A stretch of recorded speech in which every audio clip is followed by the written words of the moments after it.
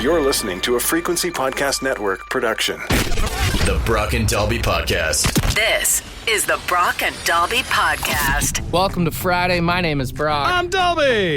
Dalby, you're shipping up to Timmins technically today, but we're pretending it's Friday. Yeah. Well, we're obviously not going to record the podcast the day I'm hosting Rock on the River, which is going to be a hell of a time. Is it tonight? Going to see Bret Michaels, which I did not have that on my list. Just assumed I probably would not see him at any point. And then tomorrow, seeing Live, which I haven't seen in over 10 years. Seeing live is a funny sentence. That is very good. It's almost like seeing July Talk in July. You got a big drive. What is it, 9 hours from Kingston to Timmins there? Yeah, it's a haul. It's a bit of a hike. But you know what? I was thinking about this the other day. Is like, I'm so lucky to be doing drives like this in an era where I have podcasts and Spotify and you can listen to stand-up specials and all these other things. Because I can remember when I was a kid and like driving around the Northwest Territories on the old gravel and ice roads, my parents are like flipping 8 tracks into the deck, and it's just like, man, I would go crazy without having all these things to listen to. Oh, dude, even with CDs, man, like you're trying to go through your collection there, and then like you realize how many songs you hate on an album, right? Well, that's just it, right? Like, I don't know about you, but my main playlist that I have just for like recreational purposes on Spotify is hundreds and hundreds of songs, and I'm skip. Whereas when you made a CD, back when you could do that, it was like 16 songs if you had short songs. Yeah. And you all of a sudden you're at the end of your CD, the little floppy binder that you'd bring with you everywhere, and you're like, well, now what do I do? I will say, I do like it when I go on road trips. I'll try and and it's not because I work in radio, but I like to see what's going on, and I'll just hit the dial. That's and sometimes true. you can get some of those religious stations. You can get some wild rants. Dude. Small public local radio is always interesting. You get people and it's so funny. You get people who get lost in their thoughts, and you can hear them shuffling around papers. Or some of those local stations, they pod their mics up so high. I want to, and you can hear all the mouth noises. Yeah. Oh, sounds like your grandpa eating a Werther's original or something. It's honestly that's some of the best radio of all time. My favorite is I will turn on the radio anytime I drive into the States. If I'm going across the border for shopping or visiting or whatever, I will do my best to listen to American radio. Not even necessarily because I think they do anything different from us in terms of the talking and stuff like that. But the commercials on American radio are wild. Oh, yeah. Dude, just they all sound like driving- monster truck commercials. Everything sounds like a monster truck commercial, and the stuff that they're trying to sell you, it's like, if you got a DUI, you need to call. And it's like some law office, and they're like, we'll get you behind the wheel again. And like, whoa. I'll fight for you. Should we really be fighting for And then you? it'll go into a syphilis commercial right after. It's hilarious stuff. Have you thought about buying guns? Have we got a deal for you? Now, the one thing I wonder is, on this drive, have you planned out your stops? Have you planned out your eating and your pooping stops? No, I usually don't eat a lot on the road because I can get kind of an upset stomach if I'm driving for a long time. I don't want to stop anywhere to poop. I don't want to poop from when I leave my house to when I get to where I'm going. I do not want to stop to poop. That is an actual nightmare for me. You know what the move is? My dad taught me this when I was younger. If you have to take a whiz, a dump, whatever, when you're on the road, find a hotel. Oh, you have told me about this strategy. Have I told you this? Yeah. If you go into a hotel, and it's kind of like that old mentality, act like you're supposed to be there. Right. You'll have the cleanest washroom, nice toilet paper. See, I don't know no one ever questions you. I don't know how it took me until I was 40 years old, but I've never noticed a bathroom in the lobby of a hotel before. Yeah, the move on a road trip is get all your pooping done at hotels. Yeah. And if you know there's a Costco close by when you're on a road trip, that's where you get all your food cheap. You get time to kill. Yeah, that makes a lot of sense. Yeah, get in there if you've got the card, obviously. Because I will say, the hotel move is great too. Honestly, I've started seeing this online. There's a guy on TikTok that I follow, and he gets free breakfasts at hotels. Oh, okay. Because, like I said, with the bathroom thing, thing, they don't know how many people are staying at the hotel. They don't That's know who's true. coming and going. The odds are good that, especially, it depends on the hotel. But if it's just your average Holiday Inn, comfort, quality, whatever it is, the person behind the counter, especially in the morning when they're dealing with checkouts, with maintenance, all that other stuff, they're not sitting there like Columbo staring at the breakfast line being like, you did not sleep here last night. Treat it like you're on drugs in front of the cops. Just like, don't look at them, like keep walking. Like, that's the best thing that you can do. Treat it like you're on drugs by the cops is such honestly great life advice for so many things. Just, you see it every morning with the people outside our work sometimes. Just keep it moving. The ones that start like trying to do stuff, it's like, that's when the cops are like, what you doing? What you doing? But especially because like, I'm trying to think, like the most recent hotel I stayed in was in Watertown. One of my last trips to New York, I stayed in a hotel. Most hotels have that like main door that you walk in that takes you right to the desk. And it's like right off to the right or the left. Right. There's usually another door that no one's really watching that you can just park in the lot, walk through that door. It's probably a quick left turn over to the breakfast nook, grab yourself some crappy instant scrambled eggs, and be on with your day. Yeah, and if someone comes up to you and is like, "Are you staying here?" Be like, "Oh, sorry, no English." Like, sorry. I don't know if that's the play. I don't know if pretending to be a foreigner. Like, you look at me with my lily white skin. What race would you suggest Brother, I it pretend is to be? 2024. No one can call you out on that shit anymore. People are too scared to say anything now. You can get away with that. I feel like ginger beard, lily white skin, if I'm at the Holiday Inn and someone's like, "Are you supposed to be here? Are you a guest here?" And I go, "Oh, no habla inglés." See, they're going to say something to me. Are you like, are you racist? What do you say it in English? What, I can't can't speak Spanish? You blow your cover just to call them out? That's a pretty racist thing to say. I thought you couldn't speak English. Shit. Who are you to tell me what I can and can't do? I have intermittent Spanish, all right? It's a condition and you're not allowed to ask me about it. If you just like pretend like you know what you're doing and you just like you keep bullshitting, you can bullshit your way through anything, man. Dude, honestly, when I first started in radio, my first job was doing like promotions. So like handing out stickers at concerts and putting up station banner imaging around buildings and stuff like that. And it wasn't long before I figured out that I could get into Rexall Place, the arena the Oilers played at in Edmonton, just by having a clipboard and like a roll of tape around my wrist. Oh yeah, we've talked about that before. I could get into almost any event that I wanted to. I never abused it because I obviously didn't want to get like fired from my job. Mm-hmm. But there was definitely concerts that I was like, "Yep, I'm definitely here working. See you later." You think that works at like strip clubs? Like you go in and you're like, "I just need to get into the back here real quick." So I will say, the radio station I first worked for used to do a lot of stunting and events at strip clubs in Edmonton. So to answer your question, yes, it does work, but I think it's on a specific location basis. Because there's like those TikTok pranks and stuff you see where guys can get into anywhere with a ladder. Like you think you walked in, you're like, "Hey, we got to do some work back here." Right. It's the holy trifecta. It's a ladder, a clipboard, and a high-vis vest. I'm here to fix one of the poles. That's what it is. I heard it's spinning too fast. I'm here to rough up the poles a little bit so the girls don't slide so much. There is, when you're driving up to Timmins in North Bay there, because when I lived in Temiskaming, there was a few times we went to North Bay to go party. Yeah. And I forget where it is, but I know our North Bay listeners will know what I'm talking about. There's like a chicken place up top in this plaza. Okay. And then down below, there's a strip club there. Damn. And it's the funniest thing to like go get some chicken and be like, "I can go see some titties." I might as well, right? Get some breasts. There's like, the town I used to work in, Smithers, is in northern British Columbia, in between Prince Rupert and Prince George. Oh, they got those sad strip clubs. They have one. It's called the Twin, and it's just one building. It's the Twin Motor Inn. It's a hotel. I know the one. With a delicious Chinese food restaurant in there. And then they also have sort of like a pub, and then underneath is like a nightclub. So it's 4 things in one, same ownership.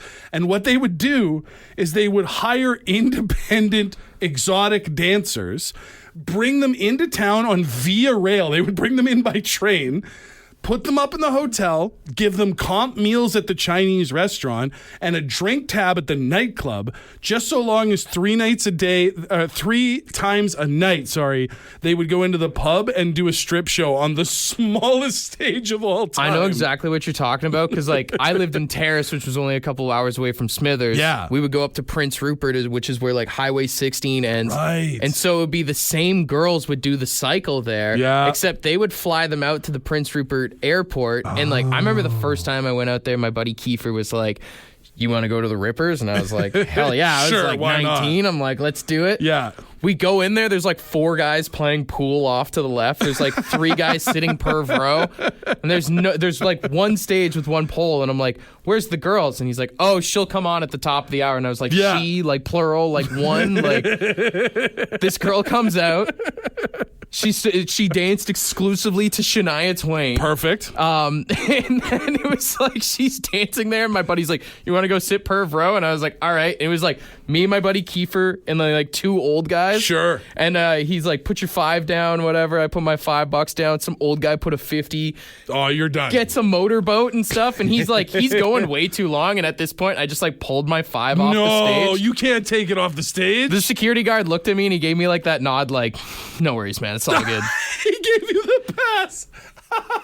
We went back there another time, and there was this huge thing out west called the All-Native Basketball Tournament. So the bar was actually packed this time. Yeah. And we went in, and everyone's just like, shits and gigs, having conversations. Sure. No one's paying attention to the girl that's on stage. Poor gal. She's up there. No one's even sitting perv row. Wow. And then the music just cuts. Yeah. And all of a sudden, all I hear is, "The least y'all could do is fucking clap or something." And like everybody looks over and she's like, "If y'all don't clap, I ain't coming out again." And everyone was like, Oh, okay, cool. like that weird.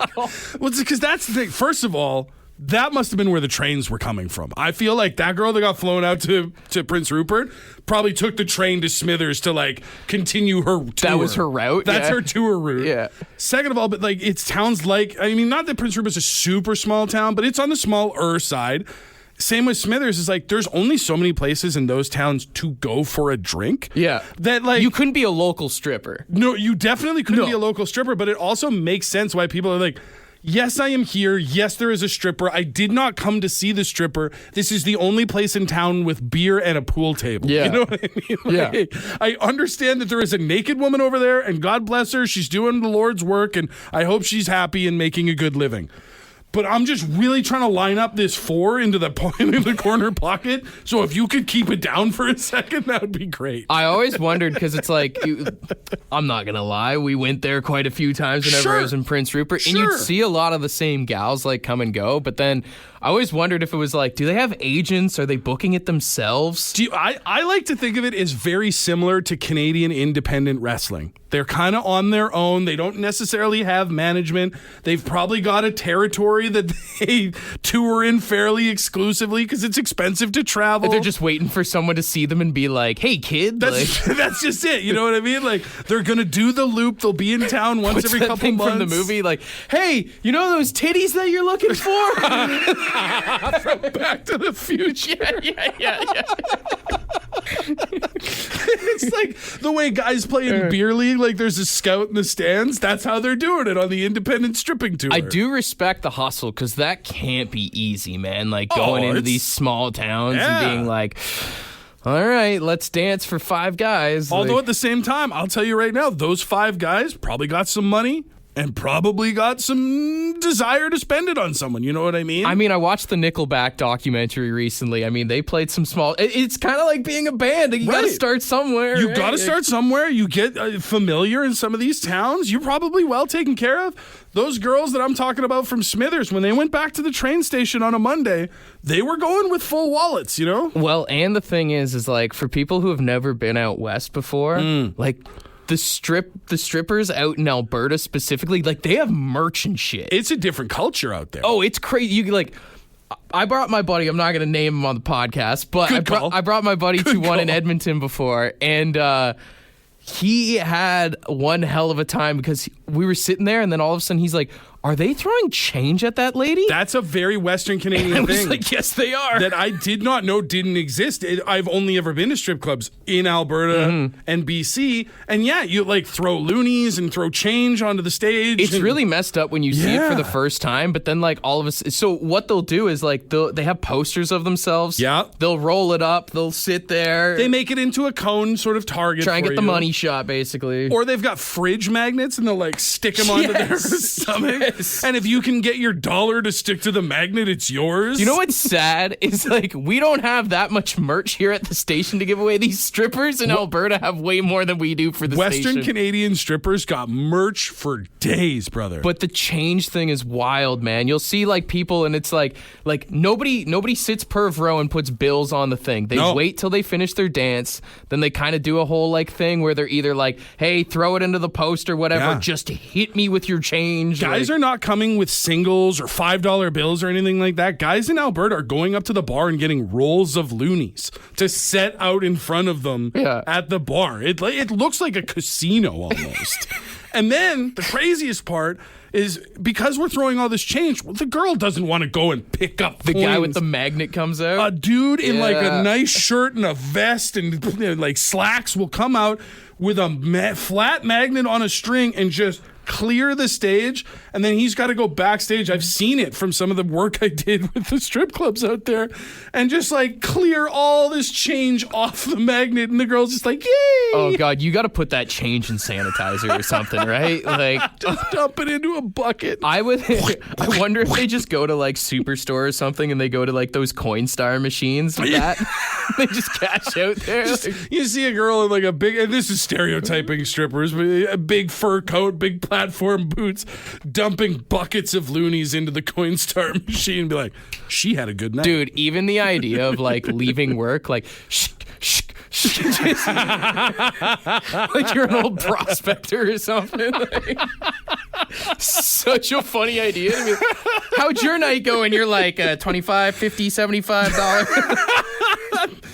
Dude, these are nickels. What the hell? Well, the thing that sucks is like you could think you made a killing, and then all of a sudden you're like, I got $15. Yeah, we've all had that moment, right? Where you're like hard up for smokes or beer or whatever when you're in your youth. And you go to like count up your change and it's such a big pile, you feel like, oh, I'll be good. And you're like, yeah, I got $6 here. Oh man, when I was a kid, we lived like outside of Milton for a bit, like 20 minutes outside of town. Yeah. So it was tough to get pizza delivered. Oh, there was only okay. one pizza place that would deliver outside. It was called Vito's.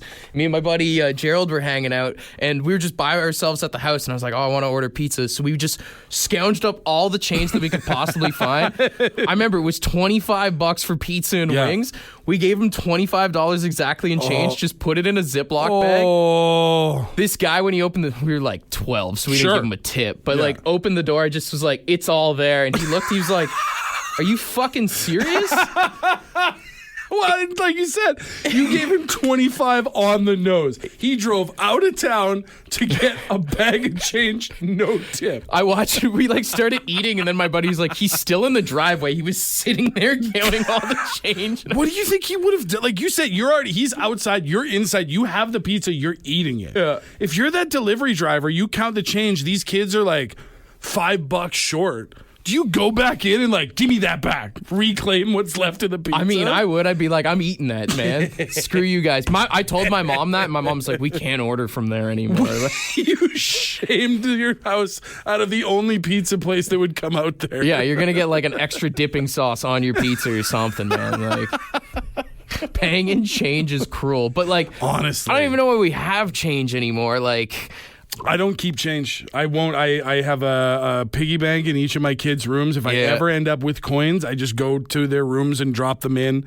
That's it. I have it in the cup holder, but it only really gets used for like, honestly, whenever like I go to the car wash or like vacuuming out the car, basically. Even then, I have a quarter, a loonie, and a toonie in like the door. I shouldn't say this. People know a car. Anyway, like right in the door of the car, and it's for carts or if I'm like emergency situation, need a coin for you're talking about something. for like shopping carts? Yeah, and even then, most places don't have that anymore. It's not a thing anymore. So it's just like, yeah, I'm good. I don't need change. I remember people used to get like the plastic coin Yeah. to like use at the shopping cart Get them thing. 3D printed. I And wonder stuff. if anyone ever went to the strip club and threw the fake ones. Yo. Like, you know when you go to Cineplex and play like the arcade games or like a Chuck E. Cheese coin? Dude, throwing tokens. You ever see like movies like Casino where they're at the casino and the mob comes and like drags the card counter away from the table and they beat the shit out of them in the alley? Yeah. That's what I assume happens to you if you flick a Chuck E. Cheese token at a stripper in an Alberta strip club. I don't know. Maybe she's a single mom. She could have fun with her kids next time. The magnet's out at the end of the night. She's counted out at $1, $2, $3. Ooh, a little Dance Dance Revolution tomorrow. Brian's going to be so excited.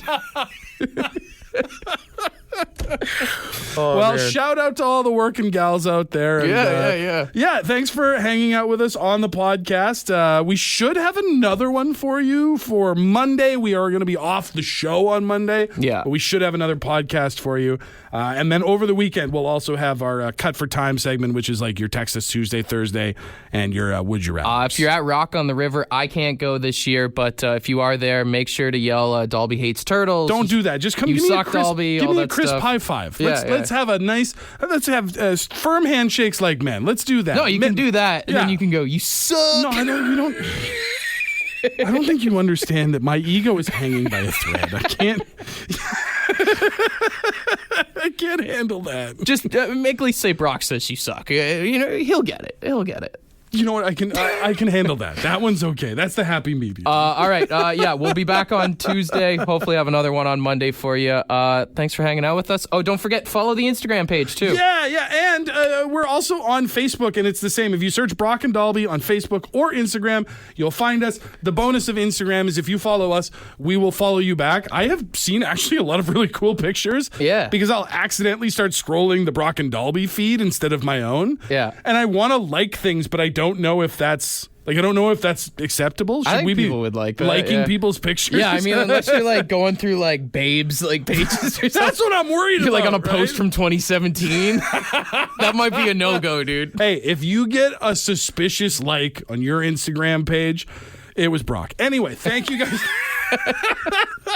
All right, we're out of here. Y'all keep it sexy. Peace. Bye, everybody. For more Brock and Dalby, tune in weekday mornings 5:30 to 9. The Brock and Dalby podcast is brought to you by badshop.ca, the Brock and Dalby merch store. With all proceeds going to the Canadian Cancer Society.